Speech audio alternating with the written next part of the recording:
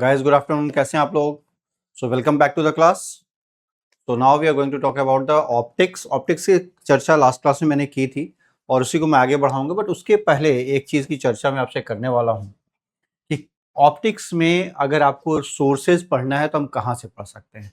सो optics में अब ये भी जो मैं आपको बताने वाला हूँ न्यू एनसीईआरटी के अकॉर्डिंग है, ओल्ड एनसीईआरटी के अकॉर्डिंग नहीं है, न्यू एनसीईआरटी के अकॉर्डिंग है। सो ऑप्टिक्स में कौन सी चीज कहाँ से पढ़नी है इसको जरा देखते हैं न्यू एनसीईआरटी के अकॉर्डिंग। सबसे पहला है, ध्यान रखिएगा, न्यू एनसीईआरटी, ठीक है। तो न्यू एनसीईआरटी में जो सबसे पहला चैप्टर हमारे पास आता है वो आता है क्लास 6 चैप्टर 8। यहां से आपका ऑप्टिक्स स्टार्ट होता है, बेसिक उसका स्टार्ट होता है। उसके बाद से क्लास 7 चैप्टर 11। दूसरा इंपॉर्टेंट चैप्टर कौन सा है?